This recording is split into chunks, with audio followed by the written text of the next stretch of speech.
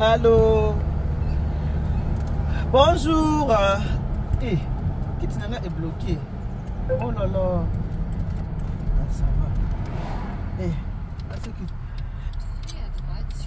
bonjour, bonjour, bonjour, bonjour, bonjour. Bonjour les miens, bonjour la famille, bonjour ma deuxième famille, bonjour ma famille du cœur, j'espère que vous allez bien.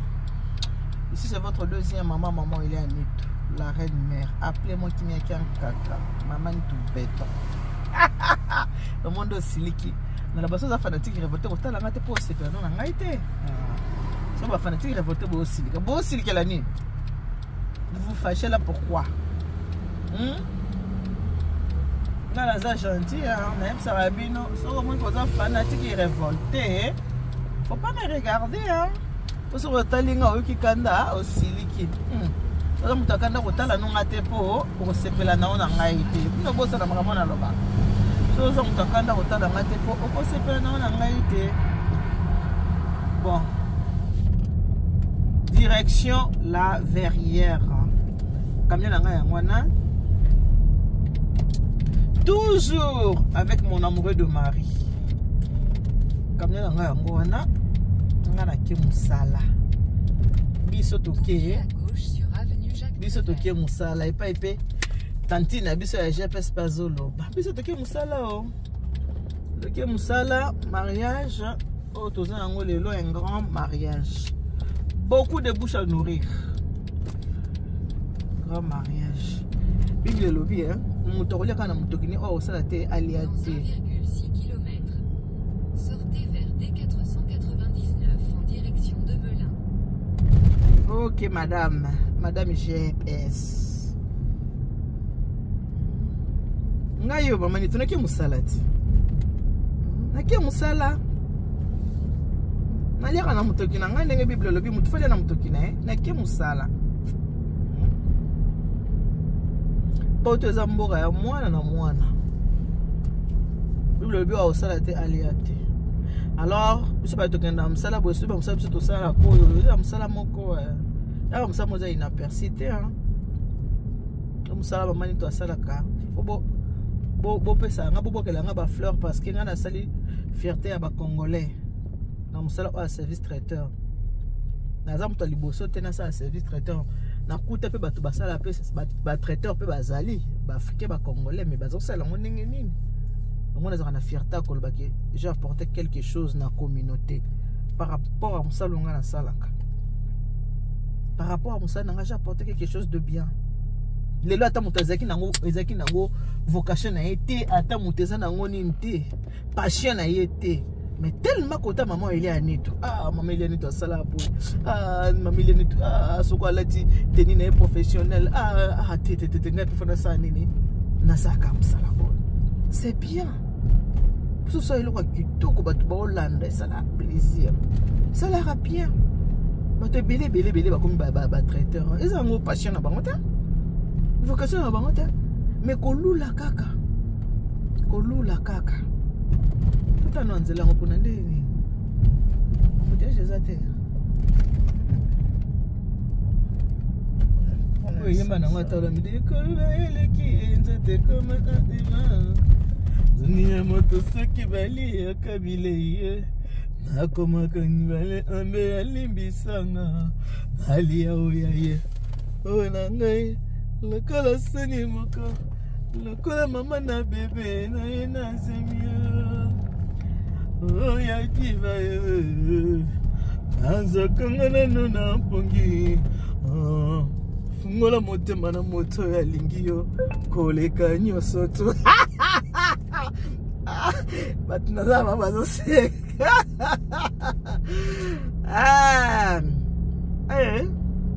nzembo ka elanga na mutu na yembi nyose goya kaka poza ka esprit ce qui peut jojo moto ye na yembi. Ah, ce que qu'est-ce que tu comprends pas, Jojo? Non, non, ça c'est blague avec Jojo. Non, arrête. Un peu du respect, hein. Un peu de respect, ça c'est moi en fait, hein. Après tout de bon, hein. Ça c'est moi.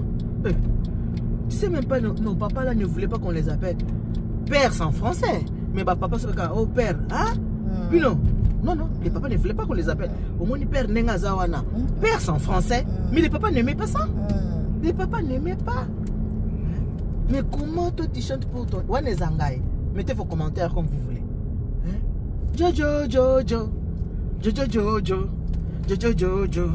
Jojo, Jojo. Jojo, Jojo. Jojo, Jojo. Ah! Non, non, non, non. Zamba Lola. Jéhovah Jireh. Jéhovah Shama. Le commencement et la fin de toutes choses. Dans 1,3 km. Jojo, Jojo, Jojo, Jojo, Jojo, Jojo, Jojo, si on s'amène à trône, na ita ngo yoka. Jojo, Jojo, Jojo, Jojo, Jojo, Jojo. Si on s'amène pas autour de Jojo, c'est qui? C'est moi. Faut dire à commenter les bien, monter la compréhension. Bon, c'est là qu'on a des. Et voilà, voilà. Tata, regarde, c'est là. Bon, alors, tu es maintenant à la station. Hein? Tous on a nos carburants. Tous on a carburant. Ah, oui, dans le carburant. Tous on a carburant. Après, tu continues là jusqu'au Fleury Mérangé, c'est ça? Hein? Oui, 91. 81. Et c'est le moto cette année. Hein? Voilà. La bouche des hommes congolais sans tout passer dans ton émission. Hello, hello. Pourquoi la bouche des hommes congolais sent toujours mauvais, Marie-Laure? Pourquoi? C'est trop sale, c'est trop décevant et c'est un manque de respect. Crois-moi, voir un homme bien costumé, bien habillé et qui dégage une mauvaise haleine, ça commence à me perdre. Bonjour Marie-Laure, j'ai un message à te faire parvenir, c'est très important. Je te laisse ce message pour que tu puisses le faire passer dans ton émission. J'aimerais que tous les hommes congolais puissent écouter ce message vocal. Sony. Mon problème est cela. Pourquoi la bouche des hommes congolais sent toujours mauvais, Marie-Laure? C'est trop sale, c'est trop dégueulasse. Et c'est un manque de respect. Crois-moi, voir un homme bien costumé, bien habillé et qui dégage une mauvaise haleine, ça commence à... Vraiment, je trouve ça... En tout cas, il faut que le vent de là, on calmement. Vous comprenez, tata? Bombe là, apparaît dans la photo, ça va calmement. Eh! Maman, papa congolais, bien costumé à lobby, hein? À former là, on peut bien costumé. Bon, moi, il va tirer dans des autos. C'est plein, les camions, il est plein. La voiture, elle est pleine. Bon, on a français. Eh! Vous voyez qu'il y a moi? Mon camion, nous sarna bien. Ah, c'est dans le lobby bien, tata. Le camion est plein, la voiture est pleine. Masculin, féminin. Masculin, na féminin. Bon. On a tout qui est moussala. Bon, la voiture elle est pleine. Hein? Bon, ce qu'on m'a ça moussala n'est boy. Azo c'est 404 morceaux. Pour na moussala. Ce qu'on yo mouta à ma baie, tu viens mettre les bâtons dans les roues. Yo mouta à ma baie, tu fais la mauvaise publicité. Yo mouta ma baie. Ozo c'est la propagande à mala mouté. Pour na mouta ozo ça la moussala moza noble. Musala oyo evandisanga na mikolo. Musala oyo evandisanga na kati ya bakonzi. Bakonzi ya Congo Kinshasa kate na bakonzi ya Congo Brazza na bakonzi ya Gabon na lakisaka nyonso te. Nazaka fier na musala oyo po naza na carnet d'adresse. Soyons fiers pour une fois na mboka mundele. Votre compatriote 15 ans chef d'entreprise. Soyons fiers de ça. Pourquoi la méchanceté? 15 ans chef d'entreprise. Bandana na mboko fiche de paie nanga. Naza na fiche de paie en étant chef d'entreprise. Soyez quand même fiers. Que non de qu'on a biso à cette fierté na biso. Boye besoin ba fête musu na kindaka. OK fête, natandi buffet, ba tu na la dame c'est une antillaise. Bango na ça va fête mo boye zara na Metz. Ezaka ya monsieur le maire, boye na Metz, monsieur le maire ya Metz aza congolais. Aye kozonga pona sala mariage ya mwana si babale na mundele. Ta on attendi buffet balobi ele po bango ba yebi mundele mususu yebi so amone antillaise ayebi ka poso moi mwindu kinetika biso. Il antillaise ya bi. Non, c'est une femme de mon pays. Il est du Congo. Ah bon? Papa na ye ko benga ngai.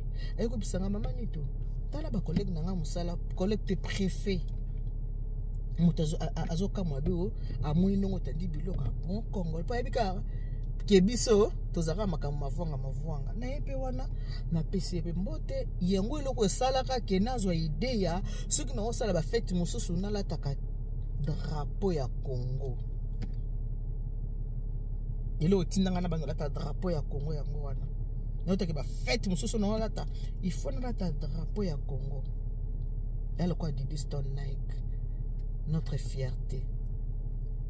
Didi Stone ake na nini na mboko kama na nini na Dubai alati liputa pona olakisa que je suis une africaine.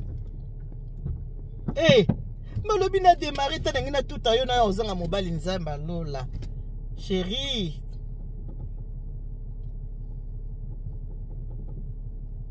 Tata osani oui là.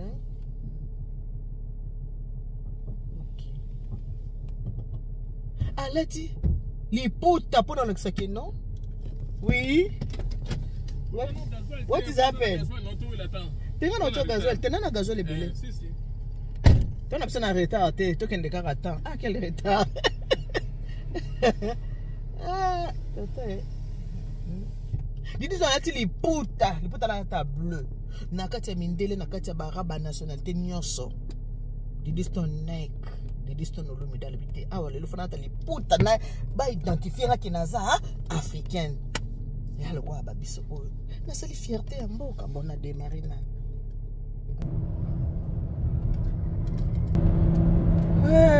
Voilà. Disona to kende musala. Bo utoka mo extrait oyo. Utilisez les deux voies de droite pour sortir vers N104 en direction d'Evry. Direction d'Evry. OK, on va mettre donc kende ga. Bo utoka mo le loko moto utoka awa. Ba tonton congolais, ba papa congolais busambwe na moto zobe mambo munoko solo étranger po balobi ngona France ba français ça ba congolais c'était bikolo mususu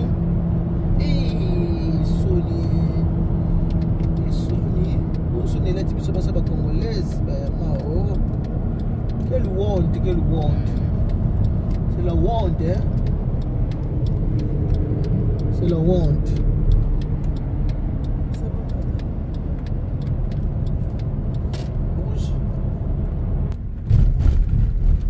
Et voilà.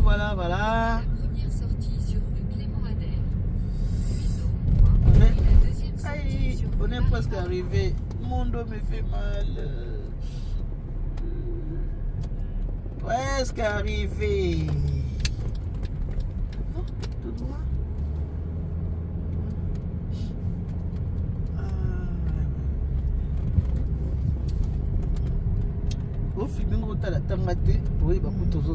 Ah non, t'es grave toi. Prenez la deuxième sortie. Yawe nanga tombwama, Prenez la yawe première tombwama sortie na sur rue noué.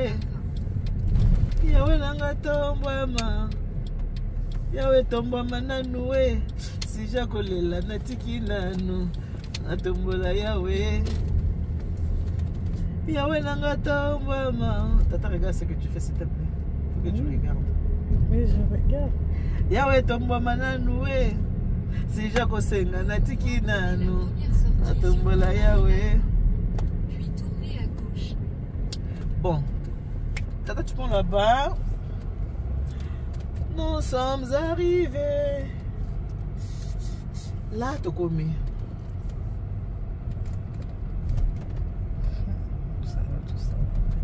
Bangi biso tovanda bon bataki nini baya oyoka ngati babengi ngao fete 500 évité na biso bakamunuko ngabi te bolekaki ebele atuka balimbisanga soki bayoki nabi te bolekaki ebele na koka te depuis nakokoka te bolekaka ntango ezwaka te bolekaki ebele yaya baleki si tovanda na voiture tika nayebisi bango non nabi bolekaki ebele na koka te na boyi kotata na boyi nabi te est-ce que vous avez atteint votre destination. Il est petit comme lui aussi.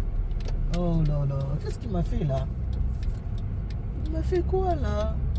C'est là-bas, non? C'était pas ici? Il est sorti en avance. Eh, Tata Nebis Bango, merci de m'avoir contacté, mais malheureusement. Je suis pas dispo. Non. Non, moi je suis dispo. Mais vous êtes tellement nombreux. Donc je ne peux pas. Je ne peux pas. Oh non, j'ai déjà eu ma dose. Voilà. Ngaïwana. Maman il y a un nid. Quand tu as salle. Donc voilà la salle elle est là. La Verrière 91. C'est voilà la 4 salle. Donc bazo décharger camion ça les obanda sikoyo Dieu merci de tamboli bien bas à tout à l'heure ba gros bisous à tout à l'heure pour la suite to yemba ka pardon tata nango ya we nanga to mama ya we to mama na tene ya we nanga to mama ya we to mama na tene sija kolela metikina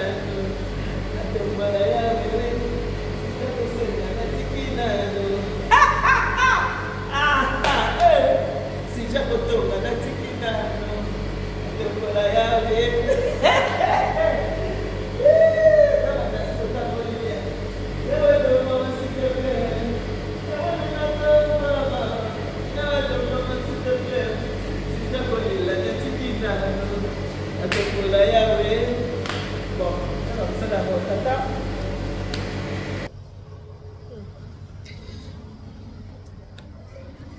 Bon.